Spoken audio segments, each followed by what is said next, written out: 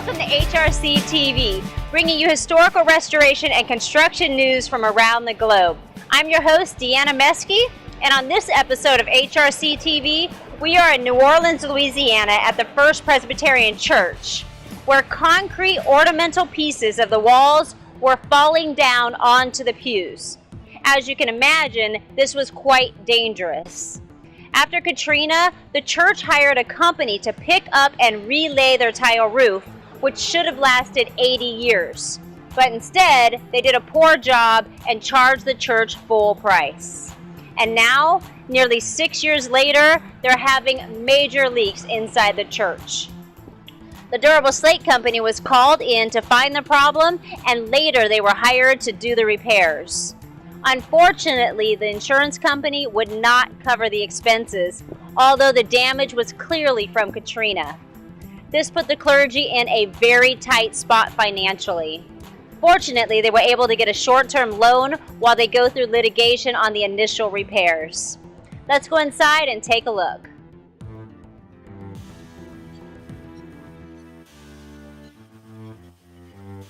All right, as you can see, all the stained glass windows have stones around them and above them.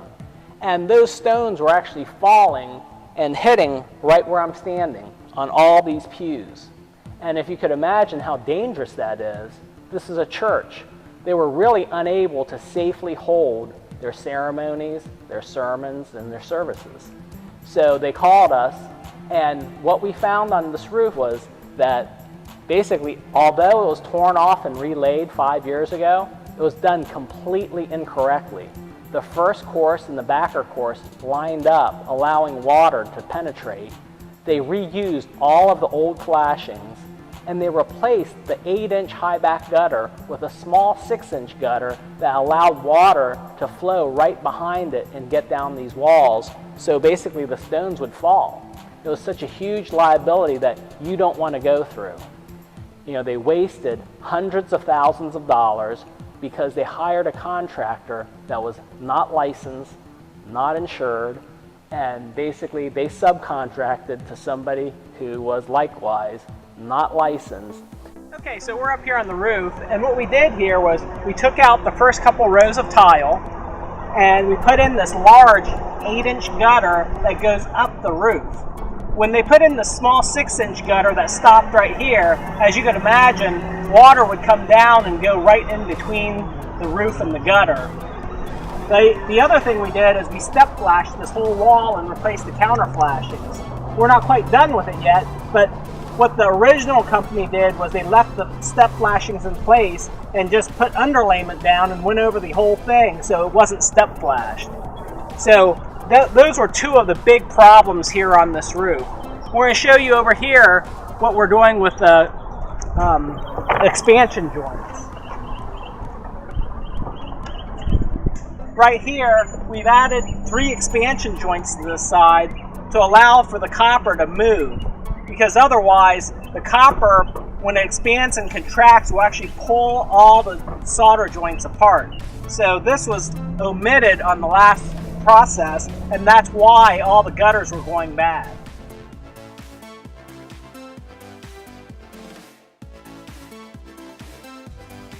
So Josh, what did you think when you came into the church and you saw the rubble spread everywhere? Well, I just couldn't believe that nobody had been hurt. The stuff was just falling from the ceiling. Whoever had installed the gutter system and the roof on the church had done such a terrible job that water was just leaking down through the walls and corroding, rusting the rebar, and everything was just falling out. And this was done just a few years ago, right? Oh yeah, everything was brand new, but it was just installed improperly. Most roofers would have seen the mistakes right away. Wow, thanks a lot, Josh, we appreciate it. Thank you. So as you can see, not all tile roofing companies and contractors are equal. When selecting a company to do work on your home or business, it's a good idea to see if they have done that specific type of work in the past successfully, and that they have a lot of customer references for you to contact. Also, make sure they are not just subcontracting the work out to a third party, and if they are, do your due diligence on the subcontractor. It's a good idea to check with the Better Business Bureau before signing any contract. This little bit of extra work will pay off in the end, and you won't end up in a bind like the folks did at the First Presbyterian Church. I'm Deanna Mesky signing off with HRC TV. Stay tuned for more exciting episodes. If you have a project you'd like to have featured on our site, contact us via the information on the screen. And be sure to subscribe to our channel above. See you next time.